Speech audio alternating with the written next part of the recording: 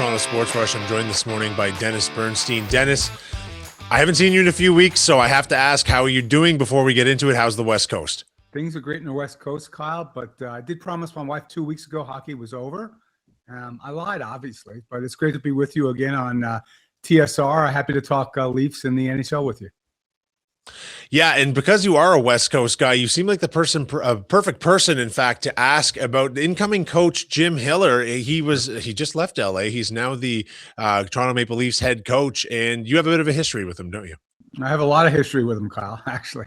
If you go back to Game 3 a couple of seasons ago in the playoffs when I questioned the team's ability to close out games, and he didn't really appreciate that question. And ever since then, it's been a little bit of ice. He's still respectful, but, the morning that Hiller was named head coach, I hear, obviously I'm on the West Coast, so I was asleep, and I woke up and I looked at my phone. It blew up. I looked at the phone. I looked at the news. I chuckled and I went back to sleep. So it was a surprising hire for me, but Jim has proved that, look, regular season coach, did a great job for Los Angeles. Another story in the playoffs, and that's why he's now coaching Toronto. So it's going to be an interesting season. It will be a different type of team. But there's a lot of question marks on the roster. I have to see this team on ice before I can say, hey, Jim Hill is going to be a solid coach for this team or not. Yeah, and I'll say this straight up based off what you just told me. If he doesn't like being questioned in press conferences, he's going to have a really rough time back here in Toronto. But I mean, it's a huge part of it in this market. It just is what it is, and it goes with the territory. But he does have experience here in Toronto. And I'm curious, coming back to an institution, a hockey institution like the Toronto Maple Leafs, having been here before, that has to help to some degree, knowing a bit about the market and a bit about the audience he'll be coaching for. It does to an extent because he knows the animal he's going to be dealing with. But, Kyle, as you know, when you're one step away behind the bench from the head coaching job, it's very, very different. Assistant coaches never have to go to press conferences, never have to ask answer the hard questions, right? And he's going to be in a glare of us. Look, they're the Yankees of the NHL without question, regardless of their success. Like, this is a media market where, like, you go on the road with the Kings. Like, when I go on, I'm the only independent media guy on the road with the Kings. It's usually my buddy Zach Dooley, who's the insider. So there's not a lot of hard questions. He's got a 4-game losing streak on the road. There's going to be a lot of hard questions when he rolls into San Jose losing 4 straight. So it's going to be a very different animal. He says he's prepared for it. But even in that press conference initially, his wife said, "Oh, the Leafs? Like, can you handle that?" It's going to be an interesting interaction between Jim and the media. But if you win in Toronto, there's not a better place to be. Yeah, there certainly isn't. And it's what I find interesting is doing deep dives on his coaching style, his personnel management. There is a contrast to what they're getting now to what they've had previously. And I think Craig Berube was an interesting coach for this team because he had a kind of a mix of a guy that the players could like, but a bit of that old hard-nosed approach, that old hard-nosed coaching style. Jim Hiller's quite the opposite of that. He believes in the spirit of the dressing room and, the player-centric approach in that. How do you think – do you think that's possibly a positive change for this roster in Toronto? Well, it's not a young roster. He was hesitant to play younger players, Hiller. Here, like – Brent Clark is going to get all the run he needs with Peter Laviolette this season.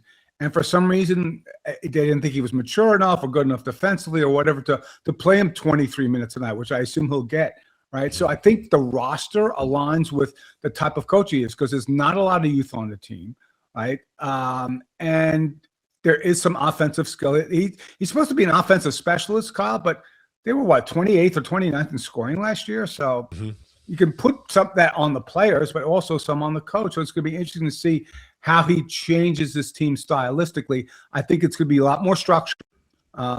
They'll be more leaning into defense and goaltending, which, the goaltending is now a strength. Defense, not really sure about. So it's going to be an interesting dynamic on what his approach is going to be in training camp.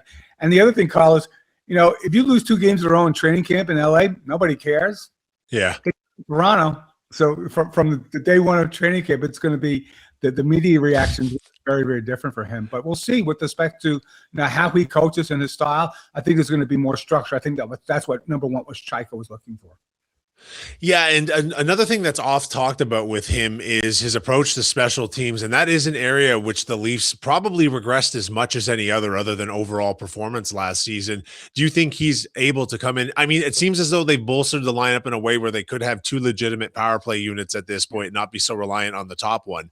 But do you think his focus on that is going to lead to positive change in that department for this team? I think it's more about talent, Kyle, because remember, the power play in LA stunk until Panarin got here. And then if Mhm. Fiala hadn't gotten injured, their power play would have been good. I expect them to be better at the Kings on the power play, but the full season presence of Panarin and with Fiala, which Hiller didn't have. Yeah, he might play 5 forwards at times. He's innovative to a point, but I think he's also too innovative with respect to when he goes to something, he sticks with it, and he sticks with it too long. So he has to adapt. I get the adaptability of trying to make things change, and throughout an 84-game season, you're going to have that, Kyle. But yeah, it might be a little bit different. But Kyle, you need talent, and if they do truly have two power play units that they can go throw out there and they could be effective, that's a big win for Jim Hiller, because again, it does come down to talent. It makes some tweaks probably. It won't look the same on ice, but again, it's about execution. That's the bottom line. Well, Dennis, actually, a head coach that goes to something and sticks with it for too long should be very familiar territory for the Toronto sports fan, because we have John Schneider coaching the baseball team, and that seems to be his MO this year. But that's a different show entirely. Okay, so let's talk about some of this personnel, because I'd like to hear your thoughts as someone not as deeply embedded in the Toronto market, but certainly paying attention to it. Has this defense truly improved? Have they made the changes they need to improve? What was their biggest glaring weakness? It comes down to one player, Kyle. I think it's Chris Tanev. If Chris Tanev's healthy, there'll be a better defense. It's as simple as that. And I know he's not a Norris winner or a top 5 scorer defensively, but he's the glue guy. If he's going to be there and play 78 to 84 games, the team's going to be improved defensively. The question mark is what's going to happen with Morgan Riley. Is there going to be a training camp trade? You know, we've talked. I'm sure you've talked about it ad nauseum about he's still on the team. Like him and Nas are still on the team, so it tells you they're probably going to start the season, because it's a rarity that you see a trade happen in August during training camp. Maybe that changes because the paradigm, Kyle, as we know, with respect to player movement has changed in this offseason like no other offseason.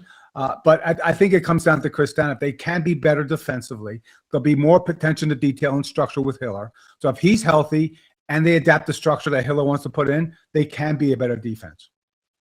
Yeah, we have in fact talked about the Morgan Riley situation basically to death at this point, but there is something of an awkwardness with the delay of it now, because if they're taking so long to trade him, which is probably the correct move, because you don't want to give him away for nothing, but you Sure, do want you a team can. that will take all the salary. You just can't. That's got to be the MO. Get a couple of picks back and get someone to take all the salary.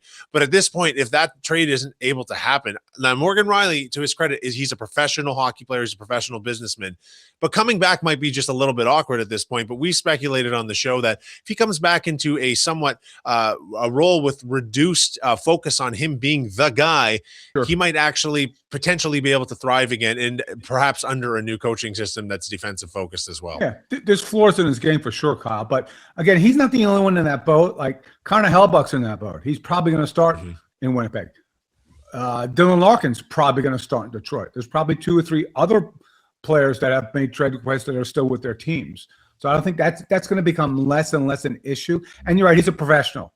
Like he knows that, hey, down the road, if the team doesn't start well, if they're not good, if they're not in the contention of the trade deadline, he's likely to go because there's always a need for defense. The Leafs haven't found the right deal, the right structure to move on from him. And his contract, that contract should be easy to move. I think it's a $5.75 a year. Like that's really easy to move now. It's not like an anchor was maybe 3 or 4 years ago when it was a flat cap.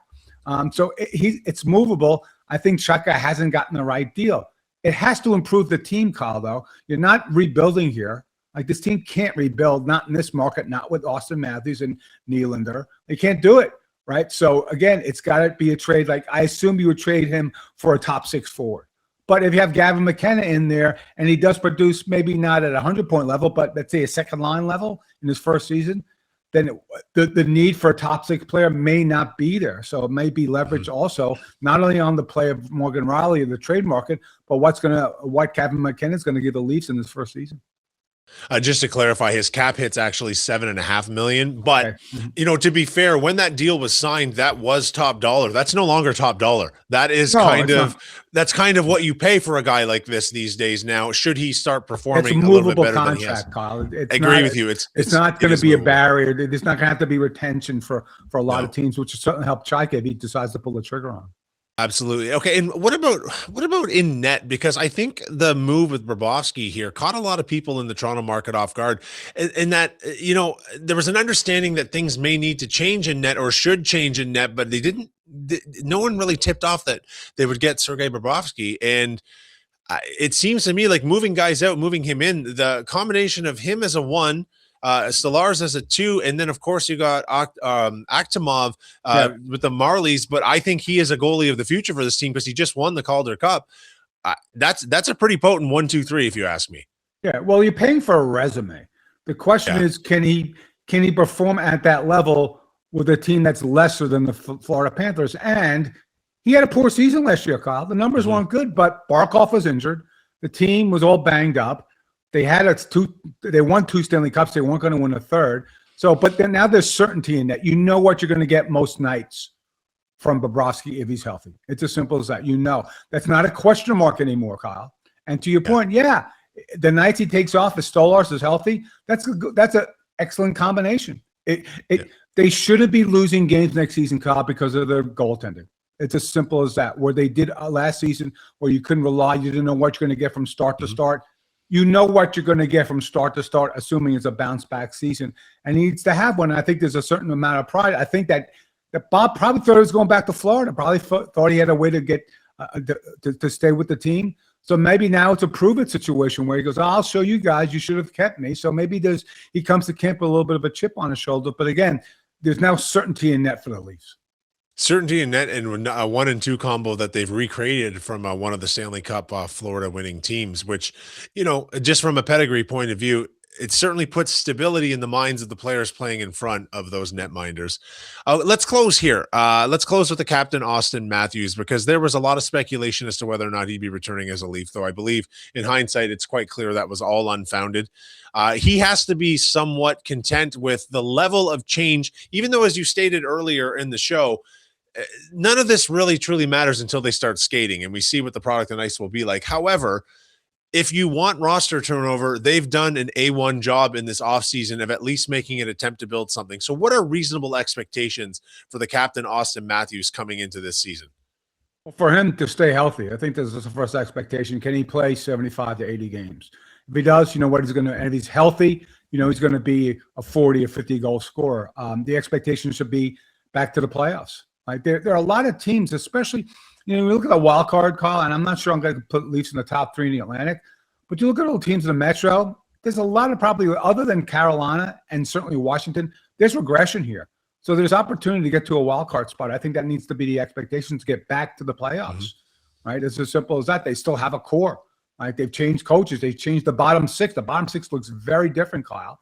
It looks like it's set up for the playoffs. But you got to get to the playoffs to have an effective bottom 6 in the playoffs. But the expectations for him, and look, the one thing about Auston, I'll give him credit for, there's no chatter around him like there is with Connor McDavid. Like he planted his flag in the ground. He says, I want to win here. I want to stay here.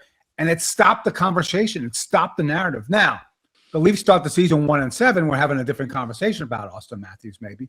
But for what I applaud him and Judd Moldover that said, look, we're putting this to the end, and you needed to do it in that market. Look what's going on in Edmonton with Connor. Every time they lose 3 in a row, there's a conversation about, wow, is Connor going to stay?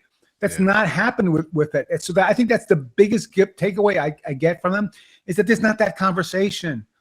If you're going to have some media issues, it's going to be with the new coach, the first 3-game losing streak. But it's not about, hey, is Auston going to leave if they start 0-3? And I think that's it. So the expectation for him, stay healthy, be the productive player he has been in the past, and get this team to the playoffs. Thank you for that, Dennis. We always appreciate your perspective. I'm sure we'll be talking to you soon. And I promise you, should I run into Jim Hiller, I will tell him you say hello. Oh, please do. He's my buddy. And you know what? The Kings up there, I think in November, I think I might come up for the trip just to say hello to Jim and sit in the first row during the media scrums. Well, maybe I'll have to come by and see you when you're up here for that. That'd be a lot of fun, Dennis. So until then, or until probably a few weeks from now when we talk to you again, enjoy life on the West Coast and have a great off season, and keep that wife at arm's length because you got work to do, buddy. Always great being on TSR, Kyle. Thanks, appreciate it.